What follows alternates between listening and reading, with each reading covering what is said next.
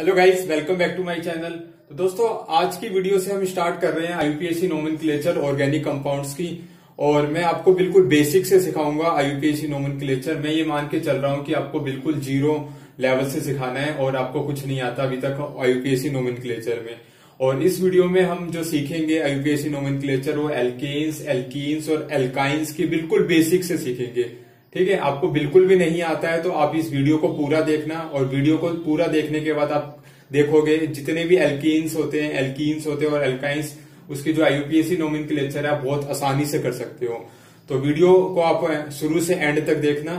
तो दोस्तों, स्टार्ट करते हैं अपनी वीडियो।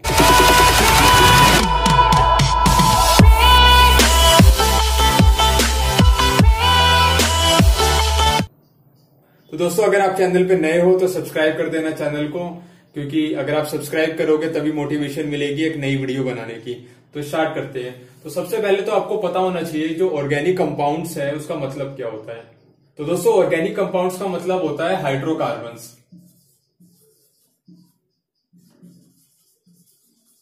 अब हाइड्रोकार्बन का मतलब क्या है? हाइड्रोकार्बन अगर आप ध्यान से देखोगे तो ये दो वर्ड से मिलकर बना हुआ है। एक तो किससे बना हुआ है? हाइड्रो प्लस में किससे? कार्बन से। ठीक है, तो इसका मतलब क्या है? ऐसे कंपाउंड्स जिसमें हाइड्रोजन और कार्बन दोनों हो उसको हम क्या बोलेंगे? हाइड्रोकार्बन्स। और ऑर्गेनिक कंपाउंड्स का मतलब क्या होता है? ऑर्गेनिक कंपाउंड्स का मतलब सिंपली है कंपाउंड्स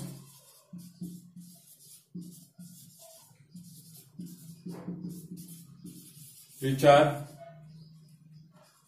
made up of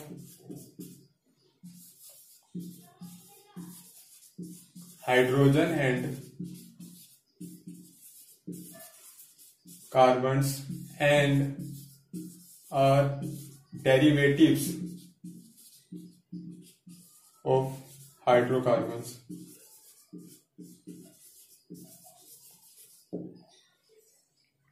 तो दोस्तों, हाइड्रोकार्बन का मतलब क्या है? हाइड्रोजन प्लस कार्बन वाले कंपाउंड जो भी होते हैं वो सारे क्या होते हैं? हाइड्रोकार्बन्स होते हैं। और ऑर्गेनिक कंपाउंड्स कौन से होते हैं? हाइड्रोकार्बन्स, और जो हाइड्रोकार्बन से डिराइव हुए, ठीक है, उनको हम क्या बोलेंगे? Organic compound. जैसे कि आप यहाँ पे डेफिनेशन देखो तो क्या लिखी हुई है? Compounds which are made up of hydrogen and carbons and the derivatives of hydrocarbons are called organic compounds. ठीक है, हाइड्रोकार्बन होने चाहिए या फिर हाइड्रोकार्बन से डिराइव होने चाहिए, उनको हम क्या बोलेंगे? ऑर्गेनिक कंपाउंड्स बोलेंगे। आप इसको आगे आप डिटेल में देखोगे तो आपको ज्यादा क्लियर होएगा। अभी तो मैं सिर्फ आपको आईयूपीएसी नोमेनक्लेचर समझा रहा हूं, और जैसे जैसे हम आगे बढ़ते जाएंगे ये सारी चीजें आपको बहुत अच्छे तरीके से क्लियर होती जाएगी। तो ऑर्गेनिक कंपाउंड्स की जो स्टडी होती है उसको हम क्या बोलते हैं? Organic chemistry. तो ये बेसिक चीजें थी जो मैंने आपको अभी तक समझाई। अब देखते हैं जो ऑर्गेनिक कंपाउंड्स है उसको फर्दर कैसे क्लासीफाई कर रखा है। तो जो ऑर्गेनिक कंपाउंड्स है उसको दो भागों में बांट रखा होता है। ठीक है, एक होता है असाइक्लिक और एक होता है साइक्लिक। ये जो असाइक्लिक है इसको हम एलिफेटिक भी बोलते हैं।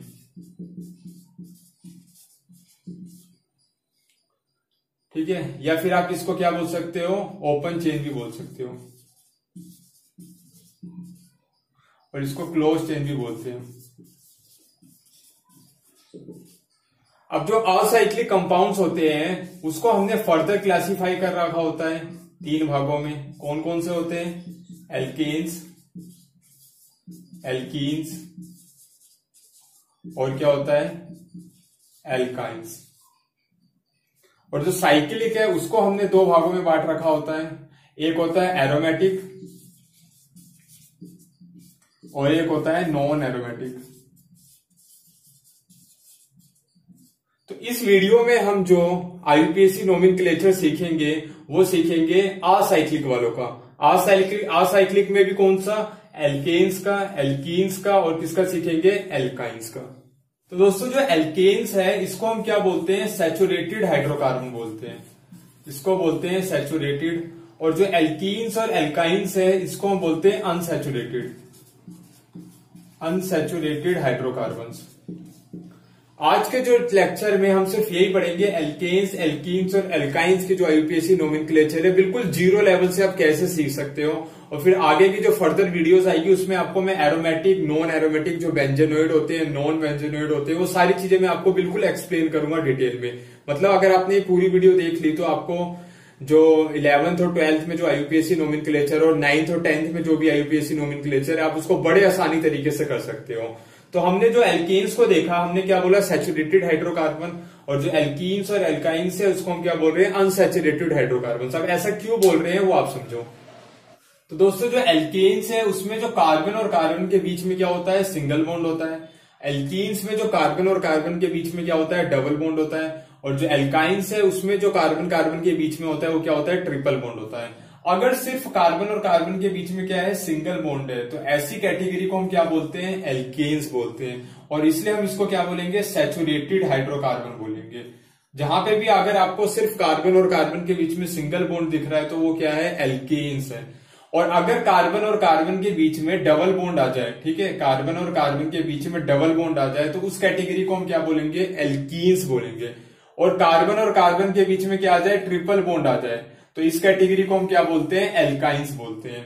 तो डबल बॉन्ड और ट्रिपल बॉन्ड आने की वजह से ही इनको हम क्या बोल रहे हैं, अनसैचुरेटेड बोल रहे हैं। और अगर सिर्फ सिंगल बॉन्ड है तो उसको हम क्या बोलेंगे, अगर सिर्फ यहाँ पे देखो सिंगल बॉन्ड है तो उसको हम क्या बोल रहे थे, एल्केन्स बोल रहे थे। तो दोस्तों आपको पहली चीज तो ये याद रखनी है कि जो एल्केन्स है उसका जनरल फॉर्मूला क्या होता है, CnH2n प्लस में 2। और जो एल्कीन्स है उसका जो जनरल फॉर्मूला है वो क्या होता है, CnH2n। ठीक है, एल्काइंस है उसका जनरल फॉर्मूला क्या होगा, CnH2n माइनस में 2। मतलब एल्केन्स में जितने कार्बन होंगे हाइड्रोजन दुगने से 2 ज्यादा होंगे। ठीक है, एल्कीन्स है तो जितने कार्बन है हाइड्रोजन क्या होंगे, डबल होंगे। और एल्काइंस में क्या होता है, जितने कार्बन है हाइड्रोजन दुगने से 2 क्या होंगे, कम होते हैं। तो अब हम स्टार्ट करते हैं एल्केन्स की जो आईयूपीएससी नोमेनक्लेचर है वो कैसे हम करेंगे। तो दोस्तों अभी तक मैंने जितनी भी चीजें आपको बताई वो एक इंट्रोडक्शन पार्ट था, वो बेसिक चीजें थी जो आपको समझना जरूरी था। तो अब हम डायरेक्ट सीख रहे हैं कि जो एल्केन्स है उसकी जो आईयूपीएससी नोमेनक्लेचर है वो कैसे कर सकते हैं। तो मैंने आपको बताया जो एल्केन्स है उसका हम जनरल फॉर्मूला क्या लिखेंगे, CnH2n प्लस में 2।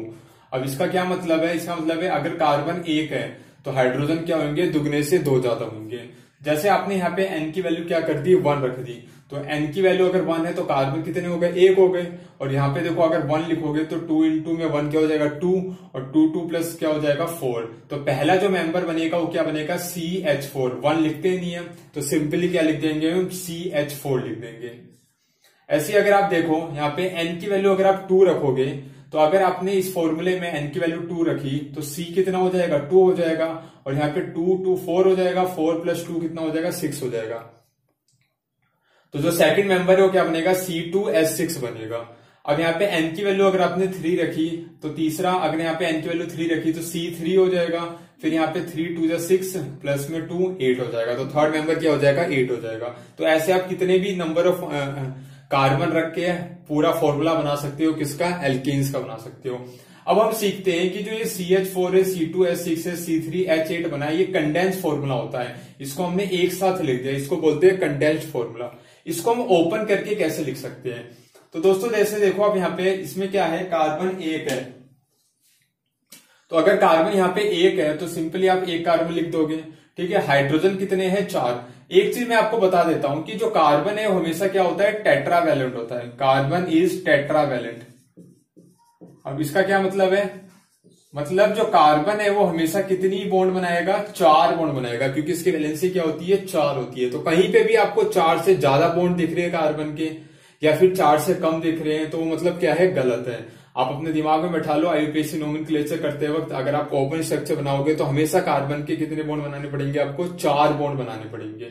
अब जैसे ये CH4 है तो इसको कैसे बनाएंगे, ये कार्बन 1 लिख दिया, हाइड्रोजन 4 है तो हाइड्रोजन 1 2 3 4, तो ये बन गया इसका ओपन स्ट्रक्चर।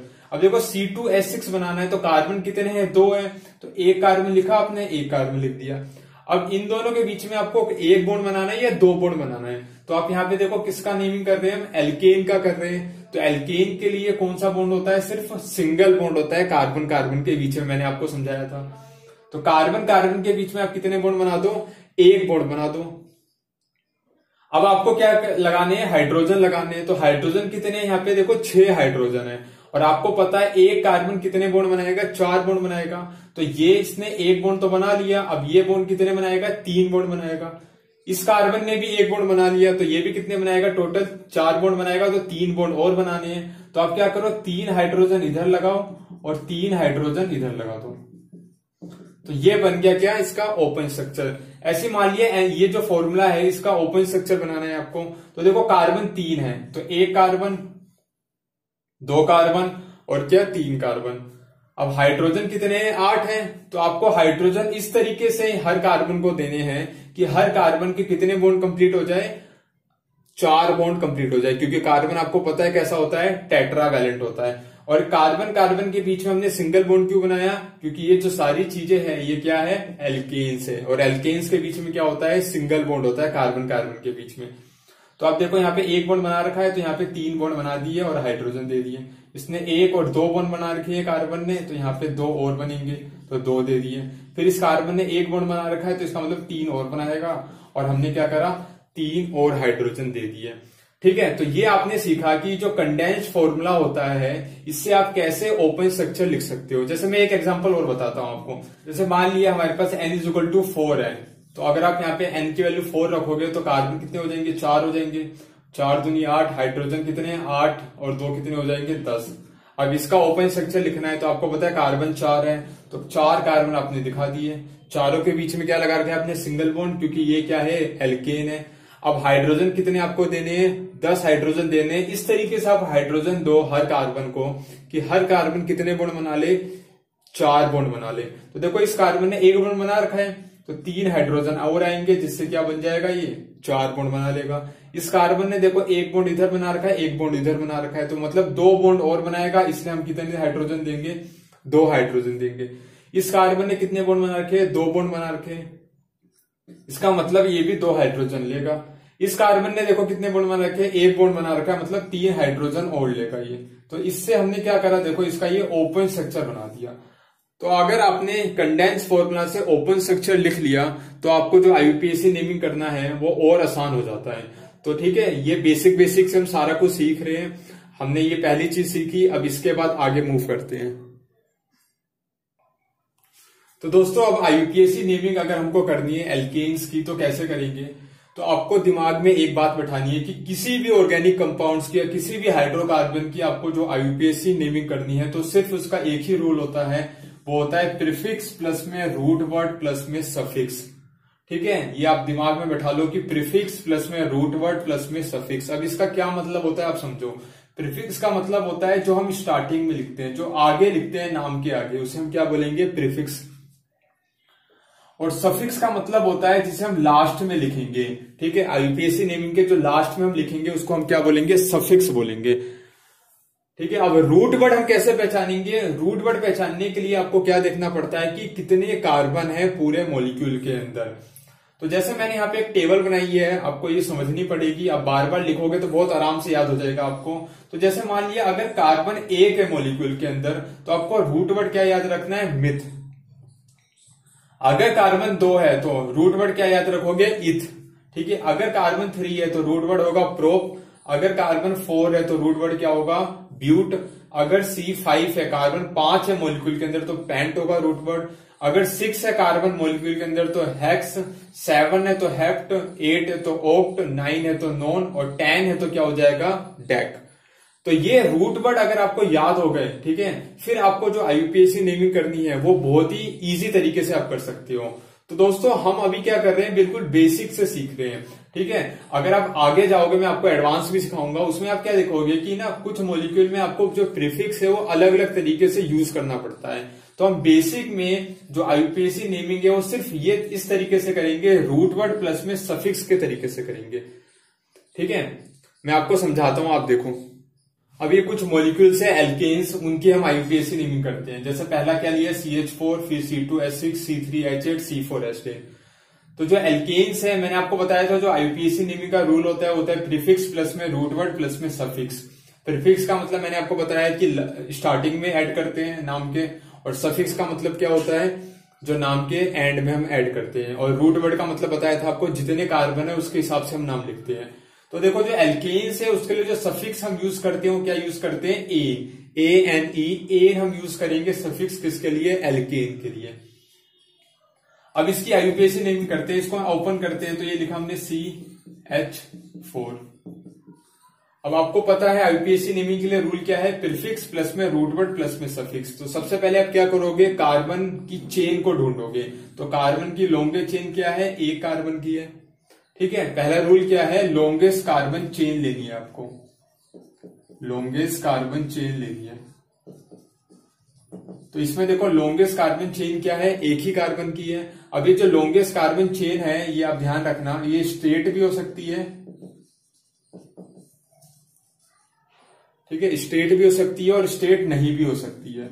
ऐसा जरूरी नहीं है कि सिर्फ आप स्ट्रेट चेन को लोगे, मतलब सीधी चेन को लोगे। ऐसा जरूरी नहीं होता कि लॉन्गेस्ट कार्बन चेन को आप हमेशा स्ट्रेट ही चेन को लोगे। तो आपने लॉन्गेस्ट कार्बन चेन को सिलेक्ट कर लिया। अब लॉन्गेस्ट कार्बन चेन को सिलेक्ट करने के बस आपको बस क्या करना है, ये रूल फॉलो करना है, प्रीफिक्स प्लस में रूट वर्ड प्लस में सफिक्स, ठीक है। अब आपको एक चीज और याद रखनी है कि जो लॉन्गेस्ट कार्बन चेन के बाहर जितने भी कार्बन आ गए, ठीक है, उसको आप क्या लोगे, साइड चेन में लोगे। अगर साइड चेन नहीं है मॉलिक्यूल के अंदर तो आप वहां पे कोई भी प्रीफिक्स यूज नहीं करोगे। मैं क्या बोल रहा हूं आप ध्यान से सुन लो कि अगर आपके पास लॉन्गेस्ट कार्बन की जो चेन है उसको आपने सेलेक्ट कर लिया, उसके बाद अगर आपके पास साइड में कोई चेन बन रही है, ठीक है, अगर आपके पास क्या बन रही है, साइड में चेन बन रही है, तो ही उसको लिखेंगे हम प्रीफिक्स में। अगर कोई भी साइड चेन नहीं है तो आपके पास प्रीफिक्स का कोई मतलब नहीं है। हम बेसिक सीख रहे हैं इसलिए सिर्फ आप रूट वर्ड प्लस में सफिक्स भी अपने दिमाग में रख सकते हो, लेकिन अगर आप एडवांस सीखोगे तो उसमें देखोगे प्रीफिक्स भी मॉलिक्यूल में यूज होता है। तो यहाँ पे तो कोई भी साइड मॉलिक्यूल नहीं है, अगर साइड मॉलिक्यूल होगा तभी हम प्रीफिक्स लगाएंगे। अगर साइड मॉलिक्यूल नहीं है तो सिर्फ रूट वर्ड प्लस में सफिक्स से काम चल जाएगा। तो यहाँ पे देखो रूट वर्ड ए कार्बन है तो हम क्या लिखेंगे, मिथ लिखेंगे ए कार्बन के लिए, और सफिक्स क्या लेते हैं हम, एन, तो क्या हो जाएगा, मिथेन हो जाएगा। अब C2H6 का हम करते हैं, C2H6। तो यहाँ पे देखो दो कार्बन है, ठीक है, हाइड्रोजन देना मैंने आपको सिखाई दिया कैसे लिखते हैं हाइड्रोजन।